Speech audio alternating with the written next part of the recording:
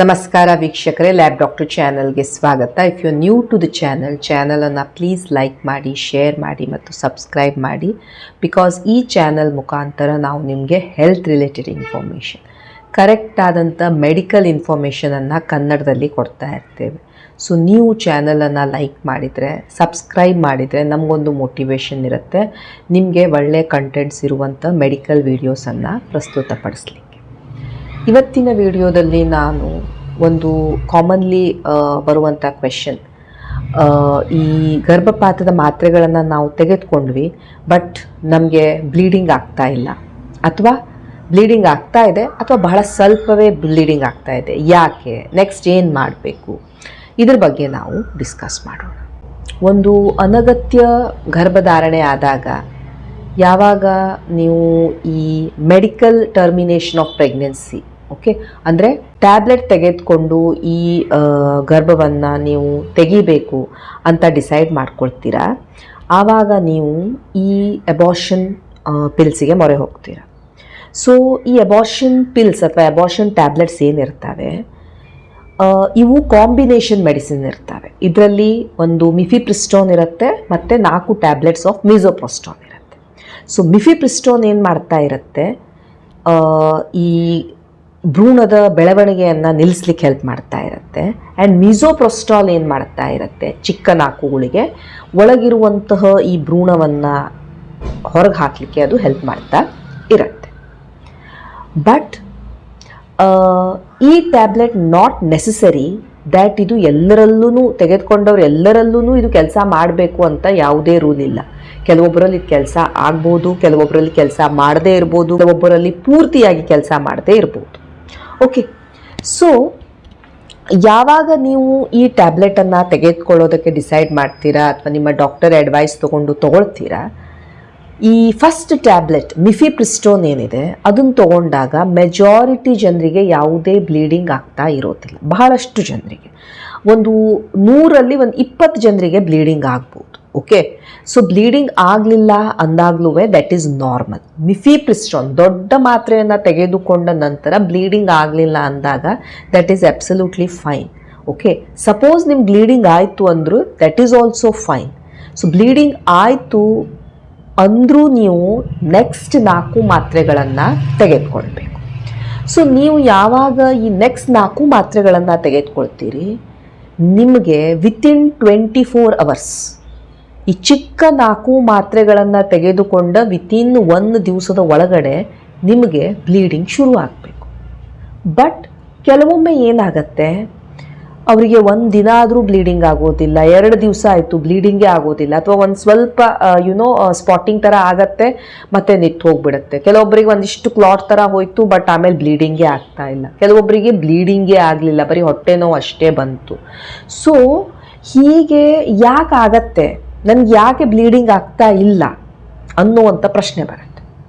So ಈಗ ಈ bleeding ಯಾಕೆ ಆಗ್ತಾ ಇಲ್ಲ, ಅಥವಾ ನನಗೆ ಇಷ್ಟು ಕಡಿಮೆ ಬ್ಲೀಡಿಂಗ್ ಯಾಕೆ ಆಗ್ತಾ ಇದೆ, ಇವೆಲ್ಲದಕ್ಕೆ ಏನು ಕಾರಣ ಇರ್ಬೋದು.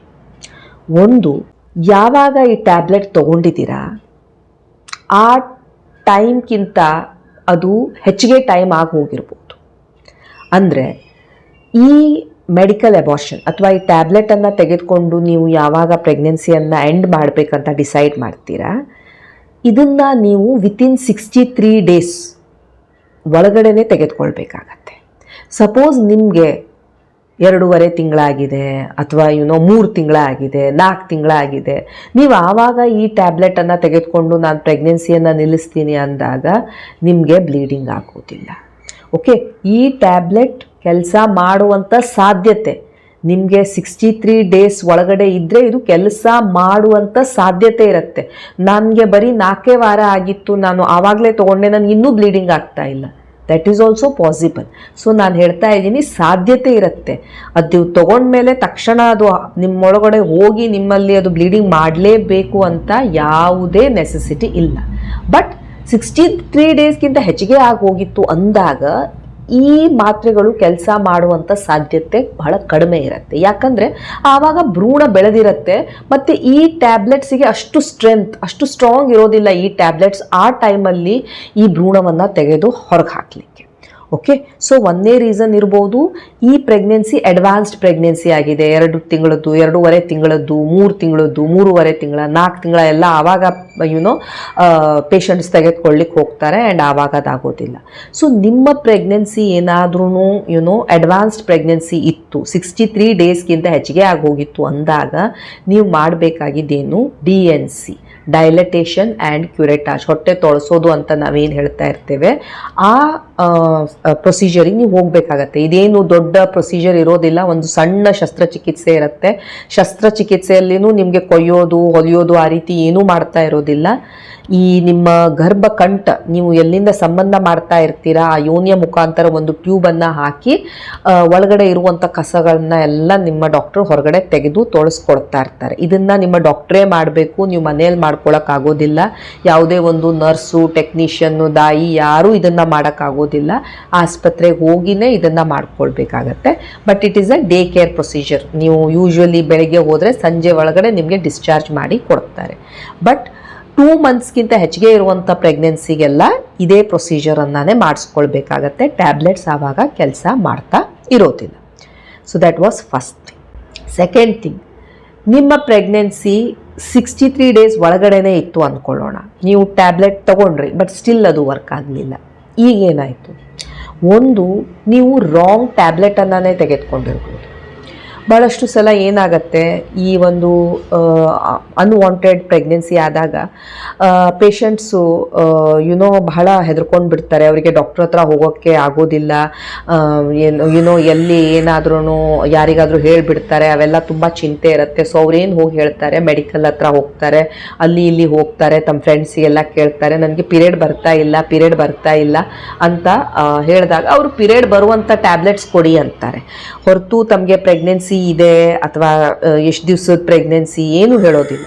ಸೊ ಅವರು ಕೆಲವೊಂದು ಬೇರೆ ಯಾವುದೋ ಒಂದು ಮೆಡಿಸಿನನ್ನು ಕೊಡ್ತಾರೆ ಆ್ಯಂಡ್ ಇದು ಪಿರಿಯಡ್ ಬರ್ಸುವಂತಹ ಮೆಡಿಸಿನ್ ಅಂತ ಕೊಡ್ತಾರೆ ಆ್ಯಂಡ್ ಇವರು ಅದನ್ನು ತಗೊಳ್ತಾರೆ. ಬಟ್ ನೀವು ಪ್ರೆಗ್ನೆಂಟ್ ಇದ್ದರೆ ನಿಮಗೆ ಪಿರಿಯಡ್ ಬರ್ಸುವ ಈ ಟ್ಯಾಬ್ಲೆಟ್ಸ್ ಏನಿರ್ತವೆ ಅದರಿಂದ ನಿಮಗೆ ಮುಟ್ಟಾಗೋದಿಲ್ಲ. ಓಕೆ, ನಿಮಗೆ ಈ ಪಿರಿಯಡ್ ಅನ್ನು ತರುವಂತಹ ಟ್ಯಾಬ್ಲೆಟ್ ಯಾವಾಗ ಕೆಲಸ ಮಾಡ್ತವೆ, ಯಾವಾಗ ನೀವು ಪ್ರೆಗ್ನೆಂಟ್ ಇರೋದಿಲ್ಲ ಆವಾಗ ಮಾತ್ರ ಅವು ಪಿರಿಯಡ್ಸನ್ನು ತರಬಹುದು. ನೀವು ಪ್ರೆಗ್ನೆಂಟ್ ಇದ್ದರೆ ನಿಮಗೆ ನಾರ್ಮಲಿ ಯಾವುದು ಟ್ಯಾಬ್ಲೆಟ್ ತೊಗೊಳ್ತಾ ಇರ್ತಾರೆ ಜನರು ಈ ಪಿರಿಯಡ್ ತರಿಸೋದಕ್ಕೆ, ಆ ಟ್ಯಾಬ್ಲೆಟನ್ನು ತೊಗೊಂಡ್ರೆ ನಿಮಗೆ ಪಿರಿಯಡ್ ಬರ್ತಾ ಇರೋದಿಲ್ಲ. ಓಕೆ, ಸೊ ನೀವು ರಾಂಗ್ ಟ್ಯಾಬ್ಲೆಟನ್ನೇ ತೆಗೆದುಕೊಳ್ತಾ ಇದ್ದೀರಾ. ಯಾರೋ ಹೇಳಿದರು ಅಂತ ರಾಂಗ್ ಟ್ಯಾಬ್ಲೆಟನ್ನು ತಗೊಂಡಾಗ ಅದು ನಿಮಗೆ ಪಿರಿಯಡನ್ನು ತರಿಸ್ತಾ ಇರೋದಿಲ್ಲ. ಸೊ ನೀವು ಪ್ರೆಗ್ನೆಂಟ್ ಇದ್ದೀರಾ, ನಿಮ್ಮ ಮಗು ಬೇಡ, ನೀವು ಟ್ಯಾಬ್ಲೆಟ್ ತೊಗೊಂಡೇ ತೆಕ್ಕೊಳ್ಬೇಕು ಅಂದಾಗ ನೀವು ತೆಗೆದುಕೊಳ್ಳಬೇಕಾಗಿದ್ದಂಥ ಟ್ಯಾಬ್ಲೆಟ್ ಯಾವುದಿರುತ್ತೆ, ಗರ್ಭಪಾತದ ಮಾತ್ರೆಗಳಿರ್ತವೆ. ನಾರ್ಮಲ್ ಪಿರಿಯಡನ್ನು ತರಿಸುವಂಥ ಮಾತ್ರೆಗಳು ಈ ಟೈಮಲ್ಲಿ ಕೆಲಸ ಮಾಡೋದಿಲ್ಲ. ಸೊ ಎರಡನೇ ರೀಸನ್ ಇರ್ಬೋದು, ನೀವು ರಾಂಗ್ ಟ್ಯಾಬ್ಲೆಟನ್ನು ತಗೊಂಡ್ರಿ. ಮೂರನೇ ರೀಸನ್ ಇರ್ಬೋದು, ನೀವು ರಾಂಗ್ ವೇಯಿಂದ ತೆಗೆದುಕೊಂಡ್ರಿ, ಸರಿಯಾಗಿ ಅದನ್ನು ಟ್ಯಾಬ್ಲೆಟನ್ನು ಪ್ರೊಸೀಜರನ್ನು ಫಾಲೋನೇ ಮಾಡಲಿಲ್ಲ. ಈಗ ಕರೆಕ್ಟ್ ಟ್ಯಾಬ್ಲೆಟ್ ತೊಗೊಳ್ಳೋ ಪ್ರೊಸೀಜರ್ ಯಾವುದು, ಕರೆಕ್ಟ್ ಟ್ಯಾಬ್ಲೆಟ್ ತೊಗೊಳ್ಳೋ ಪ್ರೊಸೀಜರು ನಿಮ್ಮ ಡಾಕ್ಟರ್ ಹೇಳಿದಂಥ ಪ್ರೊಸೀಜರು. ನಿಮ್ಮ ಫಾರ್ಮಸಿಯವರು, ನಿಮ್ಮ ಫ್ರೆಂಡು, ನಿಮ್ಮ ಫ್ರೆಂಡಿನ ಫ್ರೆಂಡು, ನಿಮ್ಮ ಪಕ್ಕದ ಮನೆಯವರು, ಇವು ಯಾವುದು ಹೇಳಿದ ಪ್ರೊಸೀಜರ್ ಕರೆಕ್ಟ್ ಪ್ರೊಸೀಜರ್ ಅಲ್ಲ. ಓಕೆ, ಸೊ ನಿಮ್ಮ ಡಾಕ್ಟರ್ ಹೇಗೆ ಹೇಳ್ತಾರೆ ಅದೇ ರೀತಿ ನೀವು ಈ ಟ್ಯಾಬ್ಲೆಟನ್ನು ತೆಗೆದುಕೊಳ್ಬೇಕಾಗತ್ತೆ. ಅದಕ್ಕೆ ಕೆಲವೊಂದು ಲಾಜಿಕ್ ಇರ್ತವೆ. ನೀವು ಫಸ್ಟ್ ಟ್ಯಾಬ್ಲೆಟ್ ಮತ್ತು ಸೆಕೆಂಡ್ ಟ್ಯಾಬ್ಲೆಟಲ್ಲಿ ಗ್ಯಾಪ್ ಇರಬೇಕು. ಯಾಕೆ ಗ್ಯಾಪ್ ಇರಬೇಕು, ಯಾಕಂದರೆ ಫಸ್ಟ್ ಟ್ಯಾಬ್ಲೆಟ್ ತನ್ನ ಕೆಲಸ ಮಾಡೋದಕ್ಕೆ ನಮಗೆ ಮಿನಿಮಮ್ ಸ್ವಲ್ಪ ಟೈಮ್ ಬೇಕಾಗತ್ತೆ. ಅದು ಫಸ್ಟು ಯಾವಾಗ ಭ್ರೂಣದ ಬೆಳವಣಿಗೆಯನ್ನು ನಿಲ್ಲಿಸುತ್ತೆ ಆ ನಂತರದ ಕೆಲಸವನ್ನು ಮಾಡೋದು 4 ಚಿಕ್ಕ ಮಾತ್ರೆಗಳು. ಆದ್ದರಿಂದ ಈ ಟ್ಯಾಬ್ಲೆಟನ್ನು ತೆಗೆದುಕೊಳ್ಳೋದಕ್ಕೆ ಒಂದು ಪ್ರೊಸೀಜರ್ ಇರುತ್ತೆ. ಸೊ ನೀವು ಆ ಪ್ರೊಸೀಜರನ್ನು ಫಾಲೋ ಮಾಡಲಿಲ್ಲ, ಫಸ್ಟು ಚಿಕ್ಕ ಟ್ಯಾಬ್ಲೆಟ್ ತೊಗೊಂಡ್ರಿ, ಆಮೇಲೆ ದೊಡ್ಡ ಟ್ಯಾಬ್ಲೆಟ್ ತೊಗೊಂಡ್ರಿ, ಅಥವಾ ಚಿಕ್ಕ ಟ್ಯಾಬ್ಲೆಟನ್ನು ಒಂದು ಕುಡಿದ್ರಿ, ಒಂದು ವಾಮಿಟ್ ಆಯಿತು, ಒಂದು ನಾಲ್ಗೆ ಕೆಳಗಿಟ್ಕೊಂಡ್ರಿ, ಒಂದು ಯೋನಿಯಲ್ಲಿ ಇಟ್ಕೊಂಡ್ರಿ, ಈ ರೀತಿ ಎಲ್ಲ ಮಿಕ್ಸಪ್ ಮಾಡಿದರೆ it may not be working for you. Okay, so ಮೂರನೇ ರೀಸನ್ ಆಯಿತು, ನೀವು ರಾಂಗ್ ಮೆಥಡ್, ಸರಿಯಾದ ಕ್ರಮದಲ್ಲಿ ಈ ಮಾತ್ರೆಗಳನ್ನು ತೆಗೆದುಕೊಂಡಿಲ್ಲ. ನೆಕ್ಸ್ಟ್ ರೀಸನ್ ಇರ್ಬೋದು, ನೀವು ಸರಿಯಾದ ಮಾತ್ರೆನೇ ತೆಗೆದುಕೊಂಡ್ರಿ, ಸರಿಯಾದ ರೀತಿಯಲ್ಲೇ ತೊಗೊಂಡ್ರಿ, ವಿತಿನ್ 63 ಡೇಸೇ ತೊಗೊಂಡ್ರಿ, ಆದರೆ ನೀವು ತೆಗೆದುಕೊಂಡಿದ್ದ ಮಾತ್ರೆ ಎಕ್ಸ್ಪೈರ್ಡ್ ಇತ್ತು. ಕೆಲವೊಂದು ಸಲ ಈ ಮಾತ್ರೆ ಸಿಗೋದಿಲ್ಲ. ಸೊ ಅಲ್ಲಿಂದ ಇಲ್ಲಿಂದ ಎಲ್ಲಿಂದೋ ಹುಡ್ಕೊಂಡು ಕೆಲವೊಂದು ಸಲ ನಿಮಗೆ ಯಾರಾದರೂ ಮ್ಯಾನೇಜ್ ಮಾಡಿ ಕೊಟ್ಟಿರ್ತಾರೆ. ಆ ಟ್ಯಾಬ್ಲೆಟ್ ಎಕ್ಸ್ಪೈರ್ಡು ಆಗಿರ್ಬೋದು. ಈ ರೀತಿ ಎಕ್ಸ್ಪೈರಿ ಆಗಿರುವ ಟ್ಯಾಬ್ಲೆಟ್ ಕೆಲಸ ಮಾಡೋದಿಲ್ಲ.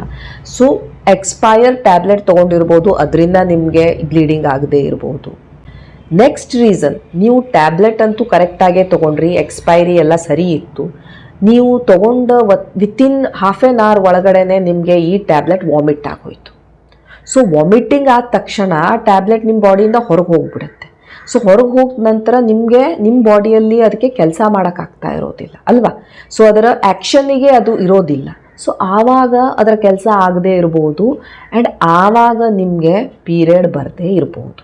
ಇನ್ನೊಂದು ಬಹಳ ಡೇಂಜರಸ್ ಕಂಡೀಷನ್ ಯಾವಾಗ ಈ ಟ್ಯಾಬ್ಲೆಟ್ ಕೆಲಸ ಆಗದೇ ಇರ್ಬೋದು ಅಂದಾಗ ಎಕ್ಟೋಪಿಕ್ ಪ್ರೆಗ್ನೆನ್ಸಿ. ಎಕ್ಟೋಪಿಕ್ ಪ್ರೆಗ್ನೆನ್ಸಿ ಅಂದರೆ ನಿಮ್ಮ ಗರ್ಭ ಏನಿದೆ, ನಿಮ್ಮ ಗರ್ಭಕೋಶದಲ್ಲಿ ನಿಂತಿಲ್ಲ, ಅದು ನಿಂತಿದೆ ನಿಮ್ಮ ಟ್ಯೂಬ್ಸಲ್ಲಿ. ನಿಮ್ಮ ಈ ಗರ್ಭಕೋಶದ ಸೈಡಿಗೆ ಇರುವಂತಹ ಈ ಫೆಲೋಪಿಯನ್ ಟ್ಯೂಬ್ಸಲ್ಲಿ ಹೋಗ್ಕೊಂಡು ಆ ಗರ್ಭ ನಿಂತ್ಬಿಟ್ಟಿದೆ. ಆ್ಯಂಡ್ ನೀವು ಟ್ಯಾಬ್ಲೆಟ್ ತೊಗೊಂಡಿದ್ದೀರಾ ಆ್ಯಂಡ್ ನಿಮಗೆ ಬ್ಲೀಡಿಂಗ್ ಆಗ್ತಾ ಇಲ್ಲ. ಎಕ್ಟೋಪಿಕ್ ಪ್ರೆಗ್ನೆನ್ಸಿ ಒಂದು ಬಹಳ ಡೇಂಜರಸ್ ಕಂಡೀಷನ್, ನಿಮ್ಮ ಜೀವಕ್ಕೆ ಅಪಾಯ ಮಾಡುವಂತಹ ಒಂದು ಕಂಡೀಷನ್. ಇದರಲ್ಲಿ ಏನಾಗತ್ತೆ, ಈ ಗರ್ಭ ಬೆಳಿಬೇಕಾದ್ರೆ ಅದಕ್ಕೆ ಒಂದು ರೂಮ್ ಬೇಕು, ಚೆನ್ನಾಗಿರುವಂಥ ಜಾಗ ಬೇಕು. ಸೊ ನಿಮ್ಮ ಗರ್ಭಕೋಶದಲ್ಲಿ ಇತ್ತು ಅಂದಾಗ ಅದಕ್ಕೆ ರೂಮ್ ಇರುತ್ತೆ ಬೆಳ್ಕೊಳ್ಳೋಕ್ಕೆ.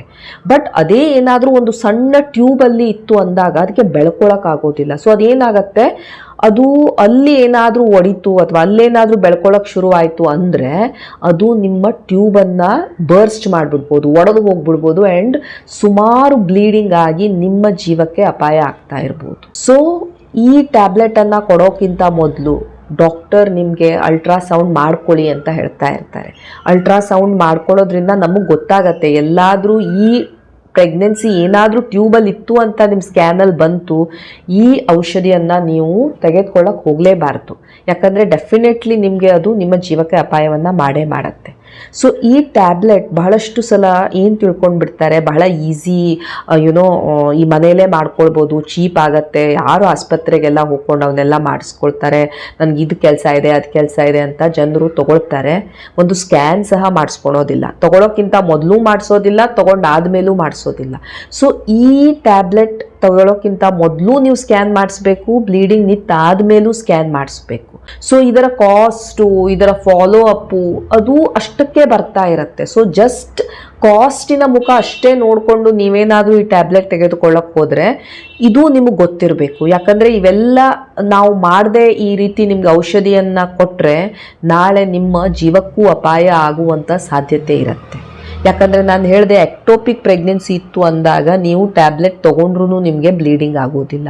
ಆ್ಯಂಡ್ ಸಪೋಸ್ ಅದೇನಾದ್ರೂ ಅಲ್ಲಿ ರಪ್ಚರ್ ಆಯಿತು, ಒಡೆದು ಹೋಯಿತು ಅಂದರೆ ನಿಮಗೆ ಸಿವಿಯರ್ ಹೊಟ್ಟೆ ನೋವು ಬಂದುಬಿಡ್ಬೋದು, ವಾಂತಿ ಆಗ್ತಾ ಇರ್ಬೋದು, ತಲೆ ತಿರುಗಬಹುದು, ಜ್ವರ ಬರ್ಬೋದು ಆ್ಯಂಡ್ ಇಮ್ಮಿಡಿಯೇಟ್ಲಿ ನಾವು ನಿಮ್ಮನ್ನು ಆಸ್ಪತ್ರೆಗೆ ಅಡ್ಮಿಟ್ ಮಾಡಿ ನಿಮಗೆ ನಾವು ಆಪ್ರೇಟ್ ಮಾಡಬೇಕಾಗತ್ತೆ. It is N medical emergency. So ಇವೆಲ್ಲ ಕಾರಣದಿಂದ ನಿಮಗೆ ಬ್ಲೀಡಿಂಗ್ ಆಗದೆ ಇರ್ಬೋದು. ಓಕೆ, ಸೊ ಒಂದು ಅಡ್ವಾನ್ಸ್ಡ್ ಪ್ರೆಗ್ನೆನ್ಸಿ 63 ಡೇಸ್ಗಿಂತ ಹೆಚ್ಚಿಗೆ ಆಗೋಗಿದೆ ಪ್ರೆಗ್ನೆನ್ಸಿ, ಈಗ ನೀವು ಟ್ಯಾಬ್ಲೆಟ್ ತೊಗೊಂಡು ಟ್ರೈ ಮಾಡ್ತಾ ಇದ್ದೀರಾ, ಆಗದೆ ಇರ್ಬೋದು. ಟ್ಯಾಬ್ಲೆಟ್ ವಿತಿನ್ 63 ದಿವಸಗಳ ಒಳಗಡೆನೆ ತೊಗೊಂಡಿದ್ದೀರಾ, ಬಟ್ ಕರೆಕ್ಟ್ ಟ್ಯಾಬ್ಲೆಟನ್ನು ತೊಗೊಂಡ್ಲಿಲ್ಲ. ಮೂರನೇದು, ಕರೆಕ್ಟ್ ಟ್ಯಾಬ್ಲೆಟನ್ನು ತೊಗೊಂಡಿದ್ದೀರಾ ಬಟ್ ಕರೆಕ್ಟ್ ಮೆಥಡ್, ಸರಿಯಾದ ಕ್ರಮದಲ್ಲಿ ಅದನ್ನು ತೆಗೆದುಕೊಂಡಿಲ್ಲ. ನಾಲ್ಕನೇದು, ಸರಿಯಾದ ಕ್ರಮದಲ್ಲೂ ತೊಗೊಂಡ್ರಿ ಬಟ್ ಟ್ಯಾಬ್ಲೆಟ್ ಎಕ್ಸ್ಪೈರ್ಡ್ ಆಗಿ ಹೋಗಿತ್ತು. ಐದನೇದು, ನಿಮಗೆ ನೀವು ಟ್ಯಾಬ್ಲೆಟ್ ತೊಗೊಂಡ within half an hour 1 hour ಒಳಗಡೆ ನಿಮ್ಗೆ ವಾಮಿಟ್ ಆಗೋಯ್ತು. ಸೊ ಆವಾಗ ಟ್ಯಾಬ್ಲೆಟ್ ಕೆಲಸ ಮಾಡದೇ ಇರ್ಬೋದು. ಇಷ್ಟು ರೀಸನ್ ಎಕ್ಟೋಪಿಕ್ ಪ್ರೆಗ್ನೆನ್ಸಿ ಬಹಳ ಡೇಂಜರಸ್ ಕಂಡೀಷನ್. ನಿಮ್ಮ ಗರ್ಭ ಏನಿದೆ, ನಿಮ್ಮ ಈ ಗರ್ಭಕೋಶವನ್ನು ಬಿಟ್ಟು ಬೇರೆ ಕಡೆ ಇದೆ ಆ್ಯಂಡ್ ಆವಾಗ ಈ ಟ್ಯಾಬ್ಲೆಟ್ ಕೆಲಸ ಆಗ್ತಾ ಇರೋದಿಲ್ಲ ಆ್ಯಂಡ್ ನಿಮಗೆ ಪ್ರಾಬ್ಲಮನ್ನು ಉಂಟು ಮಾಡುತ್ತೆ, ನಿಮ್ಮ ಜೀವಕ್ಕೆ ಅಪಾಯವನ್ನು ಉಂಟು ಮಾಡುವಂಥದ್ದು ಎಕ್ಟೋಪಿಕ್ ಪ್ರೆಗ್ನೆನ್ಸಿ. ಆ್ಯಂಡ್ ಇನ್ನೊಂದು ರೀಸನ್, ಯಾವುದೇ ರೀಸನ್ ಇರದೇ ಇರ್ಬೋದು, ಜಸ್ಟ್ ಆ ಟ್ಯಾಬ್ಲೆಟ್ ನಿಮಗೆ ವರ್ಕೇ ಮಾಡದೇ ಇರ್ಬೋದು. ಈಗ ಬಹಳಷ್ಟು ಜನರಿಗೆ ತಲೆನೋವು ಬರ್ಬೋದು. ತಲೆನೋವು ಬಂದಾಗ ಕೆಲವೊಬ್ಬರಿಗೆ ಪ್ಯಾರಾಸಿಟಮಾಲ್, ಕ್ರೋಸಿನ್ ತೊಗೊಂಡ್ರೆ ತಲೆನೋವು ಕಡಿಮೆ ಆಗುತ್ತೆ. ಕೆಲವೊಬ್ಬರಿಗೆ ನೀವು ಕ್ರೋಸಿನ್ ತೊಗೊಂಡ್ರೆ ತಲೆನೋವು ಹೋಗೋದೇ ಇಲ್ಲ. ಸೊ ಇನ್ಹೆರೆಂಟ್ಲಿ ಅವರಿಗೆ ಆ ಟ್ಯಾಬ್ಲೆಟ್ ಕೆಲಸನೇ ಮಾಡದೇ ಇರ್ಬೋದು. ಬಹಳಷ್ಟು ಜನರಲ್ಲಿ ಅವ್ರು ಫಸ್ಟ್ ಟೈಮ್ ಟ್ಯಾಬ್ಲೆಟ್ ತೊಗೊಂಡಿರ್ತಾರೆ, ಆವಾಗ ಕೆಲಸ ಆಗುತ್ತೆ. ಎರಡನೇ ಸಲ ಹೇಳ್ತಾರೆ ನಾನು ಮೊದಲೊಂದು ಸಲ ತೊಗೊಂಡಿದ್ದೆ ನನಗಾಗಿತ್ತು, ಈಗ ಆಗ್ತಾನೇ ಇಲ್ಲ. ಆಗದೇ ಇರ್ಬೋದು. ನಿಮ್ಮ ಬಾಡಿ ಜಸ್ಟ್ ಆ ಟ್ಯಾಬ್ಲೆಟಿಗೆ ರಿಸ್ಪಾಂಡ್ ಮಾಡದೇ ಇರ್ಬೋದು. ಬಹಳಷ್ಟು ಸಲ ಪೇಷಂಟ್ಸ್ ಏನು ತಿಳ್ಕೊಂಡು ಬಿಡ್ತಾರೆ, ಈ ಟ್ಯಾಬ್ಲೆಟ್ ತೊಗೊಂಡ್ರೆ 100% ಅದು ಕೆಲಸ ಮಾಡುತ್ತೆ, ಎಲ್ಲ ಹೋಗ್ಬಿಡತ್ತೆ ಅಂತ. ಬಟ್ ಈ ರೀತಿ ನಾಟ್ ನೆಸಸರಿ ಹೀಗಾಗಬೇಕು ಅಂತ. ಫಸ್ಟ್ ಟೈಮ್ ತೊಗೊಂಡ್ರೆ ಸೆಕೆಂಡ್ ಟೈಮ್ ಅದು ವರ್ಕ್ ಆಗದೆ ಇರ್ಬೋದು, ಅಥವಾ ಫಸ್ಟ್ ಟೈಮೇ ಅದು ವರ್ಕ್ ಆಗದೆ ಇರಬಹುದು, ಅಥವಾ ವರ್ಕ್ ಆದ್ರೂ ಪೂರ್ತಿಯಾಗಿ ಹೊರಗೆ ಬರದೇ ಇರ್ಬೋದು. ಅರ್ಧ ಉಳ್ಕೊಳ್ತು, ಅರ್ಧ ಅಲ್ಲೇ ಬಂತು. ಅಥವಾ ನಿಮಗಿದೆ ಸ್ವಲ್ಪ ಬ್ಲೀಡಿಂಗ್ ಆಯಿತು, ನಿಂತಿತು, ಆಮೇಲೆ ಮತ್ತೆ ಸ್ಟಾರ್ಟ್ ಆಯಿತು, ಈ ರೀತಿ ಪ್ರಾಬ್ಲಮ್ ಬರ್ಬೋದು.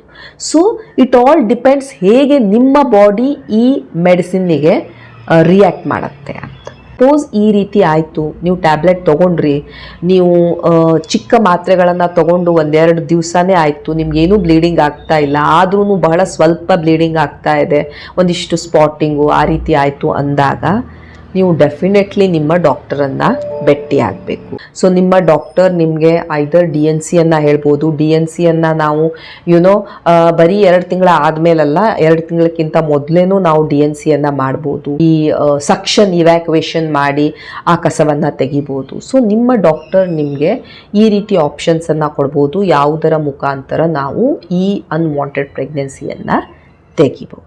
ಓಕೆ, ಸೊ ಇವು ಕೆಲವೊಂದು ರೀಸನ್ಸ್ ಇದ್ವು ಯಾವುದರಿಂದ ನಾವು ಈ ಬ್ಲೀಡಿಂಗ್ ಏನಾಗ್ತಾ ಇರುತ್ತೆ ಅದು ಸರಿಯಾಗಿ ಆಗ್ತಾ ಇಲ್ಲ, ಅಥವಾ ಕಂಪ್ಲೀಟಾಗಿ ಆಗಲೇ ಇಲ್ಲ, ಸ್ವಲ್ಪವೇ ಆಯಿತು. ಸೊ ಇಂಥ ಕಂಡೀಷನ್ಸಲ್ಲೆಲ್ಲ ಏನು ಕಾರಣಗಳು ಅಂತ ನಾವು ತಿಳ್ಕೊಂಡ್ವಿ. Okay, thank you so much for watching the video. Please like, share and subscribe the channel. Thank you.